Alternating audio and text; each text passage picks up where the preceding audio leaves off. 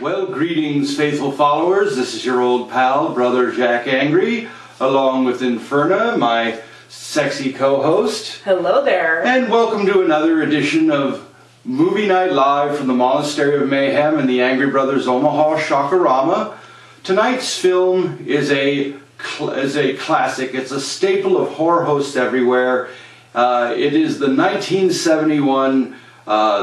I thought it was 1973. You're right. It was made. It was actually filmed in 1971, but it wasn't released until 1973, and that's called Messiah of Evil, starring Marianna Hill. And Marianna Hill, you might know from such films as she was a staple mainstream TV actress through the late 60s, early 70s, into the early 80s when she promptly retired to go work in Europe on some other projects. But you'd remember her from playing the character of Ariel Shaw in the Star Trek episode. I can't remember the name of the episode, but she did play Mariel Shaw and several other characters in Star Trek. What did you think of the film, Inferna?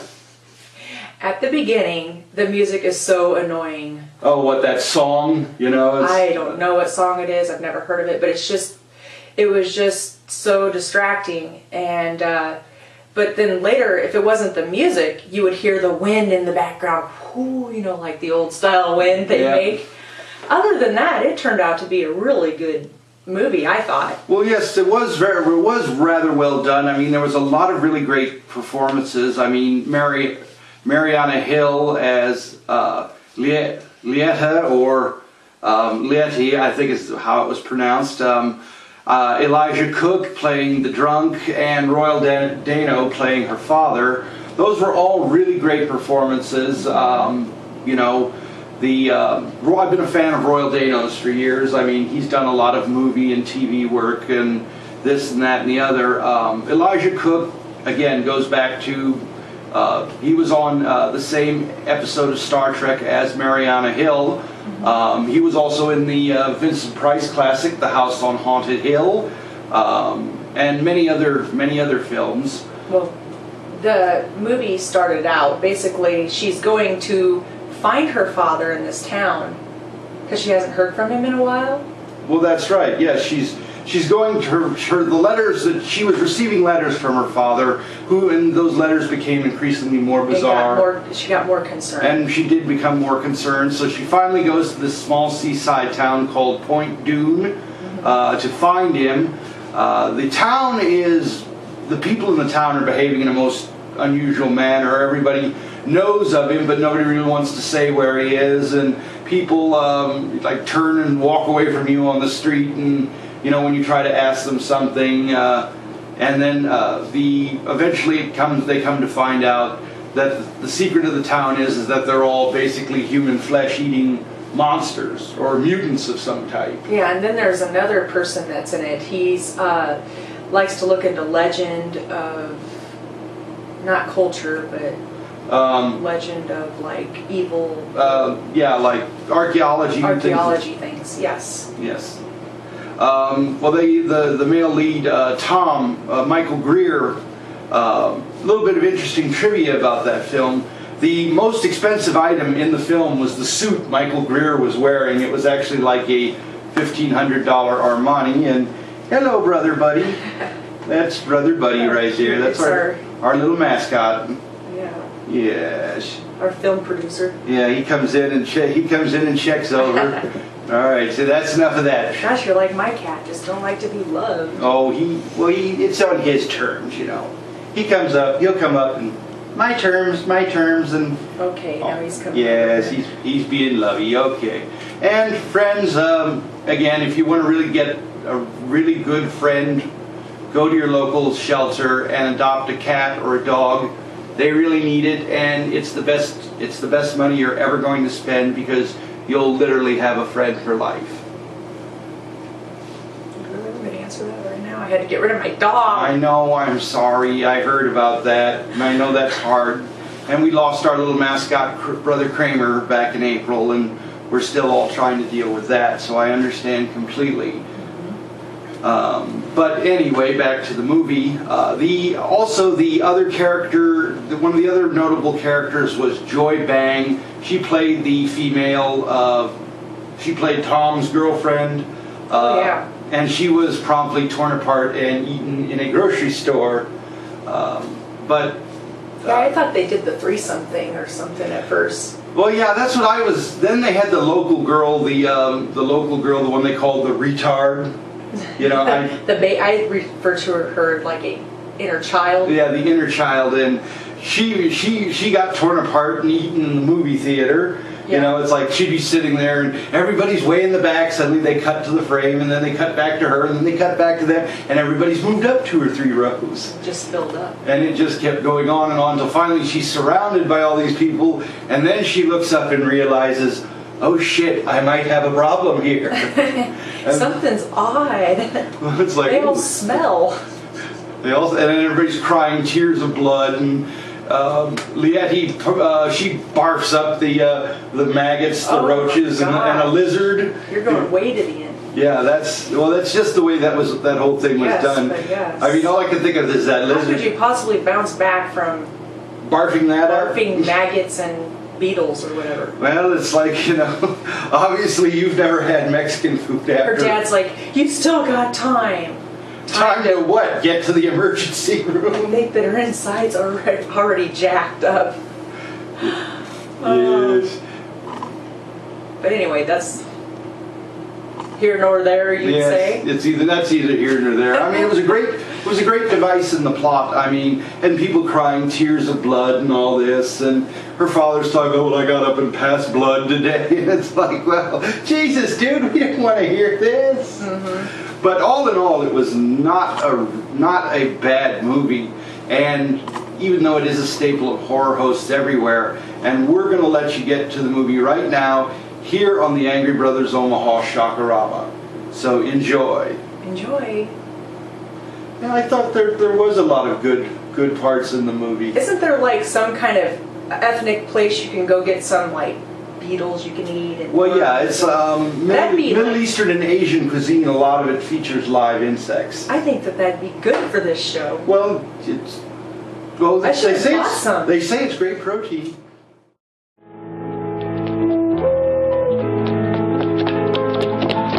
I gave my message to the wind.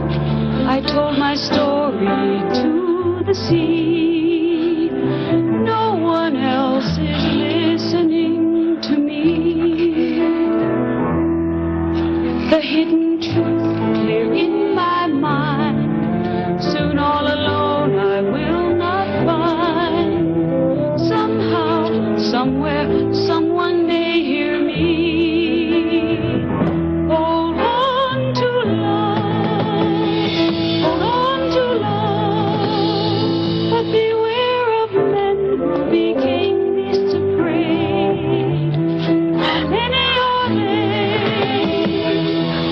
Without a soul, men without a heart, they're one hungry goal to tear your life apart. How many are they? Don't try to find out, stay away. They are without shame. This is not a game. From them stay away, or you could become I say. I gave my Well, greetings, faithful followers. What do you think of Messiah of Evil so far? Isn't this movie scary? Very curious. Bling! Mm-hmm. No, it's like, oh, somebody stepped on a fairy again. Damn fairies. I thought I sprayed for those things. They're worse than roaches. Well, the daughter is very curious of these face paintings or whatever her dad did. Mm-hmm. They do mean something. Well, that's true. I think they kind of show the way that her father's mind is breaking down, and the more and more closer he gets to whatever, he's turning into whatever the townspeople are. It's pretty much telling the story of the town, actually. Exactly. Yeah. And I think as he gets closer and closer to that, that's when the paintings start getting more and more bizarre. Yeah. Yeah, and I mean, the way he went out, I mean, being set on fire by his daughter, or... Well, that one old man did come up to her and warn her, you can't bury your father. You can't bury him. You got to put fire to him and all that. You know, Yeah. it's like. I don't think I could torch someone that fast. I couldn't get that lucky. It's like, I don't know. It's like if some flesh-eating ghoul's coming at me, you know. I'm gonna, Well, he did have like paint remover or something spill on him. Yep, she poured paint remover and then threw a torch on him, or threw a lit stick on him, and it's like, bye, Dad. That helps out. You know. It's I was like, say you love him. Just tell him you love him. She didn't. No, he's just running around the room going, No, I'm sorry, I'm on Dad. fire, I I'm love on you." fire. It's like, I love you, you fucking crispy critter, and poof. You know? It's like, bye, Dad. But anyway, you know, Oedipal relations aside, you know, it's like, still a good scene. I don't know when your dad's coming up to you and choking you and you know there's a reason why. Well, that I he's don't think you smearing can the say I blue love you. paint all over himself. It's like, somebody would have cleaned him up. How about that swing bed or whatever? Oh, I know. Wasn't that interesting? Wasn't that interesting? I mean, Yes. yeah. I wonder how comfortable that was. It looked like it was fun and everything. I just worry about the night it would fall. Yeah, it's like when the chains breaks and all of a sudden you're on the floor. Or it's like, you know, you get a few people in there, you're having a I could little do some fun. damage on it too. I was just thinking. Yeah, you're having a little fun. Do All of a some sudden, damage you on hear that. pop, pop, pop, pop. Chains are breaking all over the place, and you and 3 other people are on the floor heading to the emergency room. Imagine explaining that to the paramedics. But I don't think they'd believe it. well, no. Actually, I have one of my relatives is a trauma nurse in a western Nebraska town, and she's told me some of the things that people go into the emergency room for, and you wouldn't believe it. You know, I never thought a light bulb could get stuck in so many places. I've heard worse stories than that. Yeah. Actually, Yeah, cat. You know, kind of know somewhat of a story that was Yeah. so hilarious. So yeah, it's like, you know, a guy with a dead cat on his junk. oh my god. You know, it's like walks into the emergency room with the coat over his lap and nurse asking what the Okay, problem that's is. a little too much. Yeah, he whips the coat aside. This is the problem, and here's Tabby. You know, Fluffy, Mittens, Peekaboo, whatever you want to call him. I could just see the look on the nurse's face. But anyway, Check mental ward. yeah, it's like mental ward that way. You know, go, get, shoot. You know, orderly, take this guy to where he needs to be. Major rehab. There you go. Is there a group for that? Is it Cat Bangers Anonymous? Speaking of that, did you see the stuffed dog? What was with the stuffed dog? Because I know the guy supposedly was, the dad was bringing a story about his cat, an animal, but I don't think it was a dog. And there was a stuffed dog by one of the. I totally missed the stuffed dog. I must have got up to go to the bathroom or something while it was running. Well, it wasn't Lassie. It wasn't Toto. Well, let's hope not. You know, it's like probably some fucked up chihuahua. Maybe it's we like meat. We're like dogs. Ruff ruff. Are you saying he's Korean? Well, you remember all the howling going Yeah, on. exactly. That's true. I It's mean, the all only the- thing I can remember. you know, it's like, no, I don't see your dog, but next time you get bigger dog, you know, and here's Park Lou picking his teeth, and he's got a bag that looks just like your dog, and he says he never saw it. How about the guy's girlfriend walking in the dark and getting picked up by some crazy guy? That was the guy who was eating the rats listening to Wagner. Yeah, this is why you don't get a ride from strangers. Well, not- I've learned this. Not over here. I mean, if you do that over here, you could end up in Council Tucky and God knows, you know, in a meth house or something. It's like the guy, oh, I have a beach rat. You want one? And then, it's like, why don't you just have a sign that says, I love Council Bluffs on my chest? Don't pick up weirdos just, either. Girls, don't get Just don't pick up into people. weird looking pickup trucks with guys with rats. It just doesn't work. It's going to end badly. You know. But anyway, the scene where another little bit of trivia, the actor who played the weird rat-eating guy was named Benny Anderson. Benny Anderson apparently had never heard of Richard Wagner and pronounced it, as he was listening to it, he pronounced it Wagner, which, you know, any German, if you pronounce Richard Wagner's name as Wagner, they're probably going to jump up and slap the Wiener Schnitzel out of you, you know, because Wagner is considered one of their national treasures. Why? I don't know. I always thought the music was kind of heavy-handed and rather overblown in some places myself. But anyway, he pronounced the name as Wagner. The director thought it was so funny, never corrected him, and never let him know that basically he mangled Wagner's name. I remember that. Was that in the truck? That was in the truck. I even noticed something. Would you like to listen to some Wagner? Who the hell's what Wagner? Porter Wagner? You know, didn't sound like Porter Wagner to me. No, I think I'll just sit in the back of the truck with all these dudes. Yeah, it's like, I'm going to just get in the back, okay? Thanks. Sit at the moon that's turning bloody. Yes, and, you know, when the moon turns blood red, shit gets weird, but that's okay. No, that's when the man from 100 years ago. Yeah, the dark stranger comes back, you know, and then he's going to lead all these people to the various cities and take over all the cities, you know, it's like... And she's supposed to warn people. Exactly. One of my favorite scenes was where Tom is, after being attacked by these things, he's staggering around town, he's hurt, he's bleeding, and that cop car comes screeching up, and the two cops are out, you know, telling people to disperse, and nobody gives a shit, you know, and they jump out and start firing at the crowd, and of course it doesn't faze the crowd, and then his partner is becoming one of the ghouls, and he shoots him in the neck, and it doesn't faze him, and then what does the cop do? Drops his gun and runs away, and gets shot in the ass for it by his partner. You know, a little bit of trivia about that. Those two cops were actually real Malibu. This was filmed outside of 29 Palms, California, and they were 29 Palms city deputies they were actual policemen. And what they had done is they were actually there to be security on the movie. They didn't need them because they didn't have the crowds they thought they would. So the director asked them to do this scene because they had access to the cop cars and everything. They did the scene fine, and then the director refused to pay them.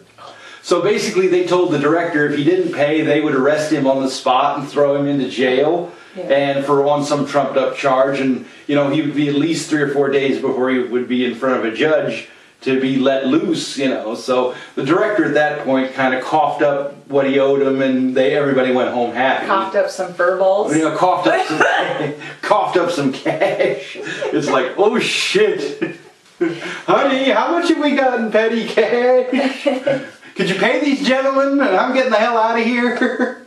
Like that. But it was just one of those little bits of interesting trivia that you find about the movie. Another thing about the movie is there is no nudity. You know, there isn't, and I was surprised. I figured this was 1970 in California. There should have been something, you know. Only nudist as it gets is a girl in her underwear. Yeah. And showing her sexy legs in short shorts. But that's about as good as it gets. I mean, we see a little cleavage here and there, but nothing to really write home about. Another little bit of trivia about the film, a lot of the extras, that scene in the theater, you know, when all of the ghouls are coming out against the cops, those were all unemployed NASA employees. At this time, from the early 1970s to about 1976, 1977, NASA had been plagued by a lot of government budget cuts and layoffs.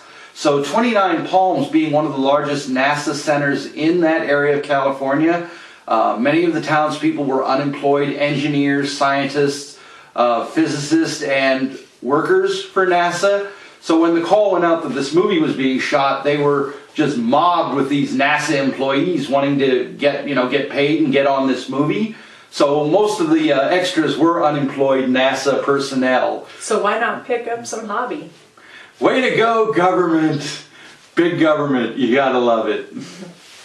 But anyway, so what was your favorite scene in the film? Actually, at first I didn't understand it. This guy running, getting his throat cut. I was like, am I watching the right movie? And then it made sense toward the end. But well, yeah, everybody who comes to this, not toward the way in, but I just really got into it. It actually does suck you in. It does suck you in quite a bit. And I think that's what the whole thing of this movie was. I mean, anybody who comes into this town, if you're a stranger, you don't generally tend to leave. That's why I don't go on vacation much. I'm never around here able to go on vacation. Yeah, I understand that completely. But around here, you'd end up going to some little town and you'd get Children of the Corn, you know. I get excited when I see corn in Iowa. That's corn in Iowa, yeah, they got it there. That's true. You could put me on a riding lawnmower to mow the lawn on a farm, and I'm just ecstatic. Okay. That's how boring it gets. She went full retard, people. Don't go full retard. I'm sorry. That's the reductivist term. Bad Jack. You know, let's see. Well, No, at least she's not wearing a lab coat. You know. Overrated. Lab coats, yeah, they're overrated. Look at who we know who wears them. You know. And by the way, I work for suck people in it. lab coats. Yes, you do. And how do you feel about them? And how does that make you feel? Gotta earn your stripes no matter who you are. I got a stripe for you, you know. I got one too. I got a big one, you know. And I'll tell you where it is when we're done. No, filming. let's not. I already know where you're going with that. I got a big one. It's huge. I got the silver bullet. Okay. It's like, well, that'll be enough out of you. But anyway, so we're going to get back to the movie for the conclusion of Messiah of Evil here on the Angry Brothers Omaha Rama. Enjoy. Enjoy. Well, greetings, faithful followers. Welcome back. What did you think of Messiah of Evil? Wasn't that movie creepy? Ooh. I was really sad at the end when the boyfriend dies. Okay, yes, he did die at the end, and him in his expensive suit, which, by the way, was the most expensive item that the production company had, and he was wearing it, so, that's how it goes.